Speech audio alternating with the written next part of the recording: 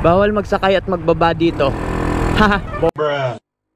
Yeah, what is up mga Venatics? Sana masarap ulam nyo, magandang buhay sa lahat. Kamusta kayong lahat? Good afternoon. Sobrang init sa Pilipinas.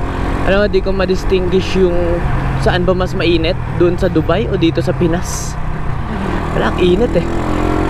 Anyways, today's video, magta-topic tayo ng pros and cons of having scrambler motorcycle. So una sa lahat, scrambler build, ano nga ba yan? Scrambler build, eto yung katulad ni Miko. Meron siyang highway capabilities or meron din siyang off-road capabilities dahil sa wider tires, higher ground clearance, and wider wider handlebar, which gives you an upright position to maneuver. Naintindihan niyo ba? Tagalogin ko ha.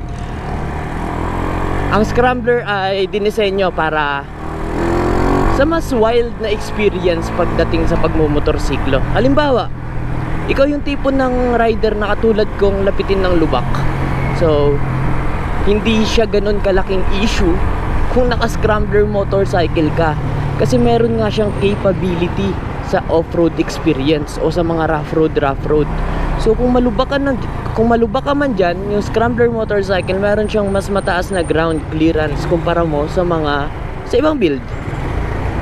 Bukod sa mataas na ground clearance, meron siyang mas malapad na mga gulong. At ang gulong na ginagamit sa scrambler ay pwedeng super nabi tires. Pwede rin namang dual sport tires, yung medyo may groove nabi lang, na katulad na itong KRX ko. Traffic.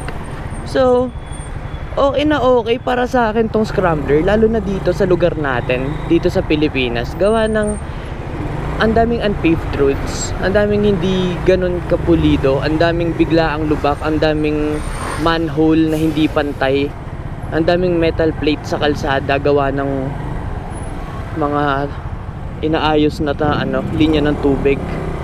So, sa mga ganung biglaang senaryo, kailangan mo talaga ng rugged motorcycle na kayang-kaya yung mga ganung bagay. And hindi rin naman siya papahuli sa highway, kasi yung comfort niya sa highway okay din naman, pero hindi mo siya mako-compare sa mga naka-yuko or naka-clip-ons, kasi yun medyo may aerodynamics yun. Ito kasi upright position, sa lumuyong hangin. Pero etong scrambler kasi may mga cons din. Ang cons ng scrambler ay since malaki nga yung gulong mo, so bibigat yung motor mo. Kung malaki yung gulong mo, mabigat yung motor mo, medyo magkakaroon ka ng kaunting paglakas sa gas consumption. Isa pang cons ng scrambler ay, ayun nga, hindi siya ganun ka comparable pagdating sa mga nakagulong pang highway talaga, or yung mga sports tires, alam niyo yun, yung pang race tire. Tapos isa pang cons na napansin ko sa scrambler is kung hindi ka ganun pinagpala sa height, medyo hindi siya komportable gamitin, lalo na sa traffic kasi tipito ka. Pero nasa sa'yo yun eh, preference mo na yun. It's your bike, it's your decision kung gaano kataas yung gusto mong gawin, as long as meron siyang sapat na ground clearance.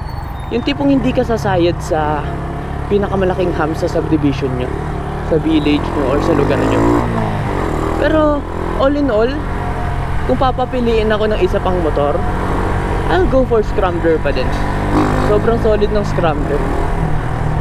Tulad na ito, metal plates, diba? Basic na basic.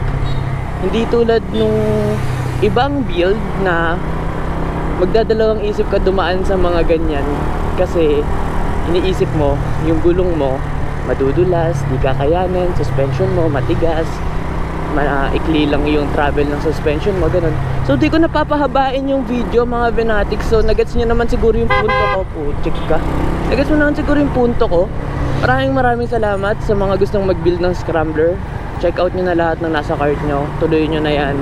Life is short guys, enjoy, peace out. Sana laging masarap ulam nyo. Let's go.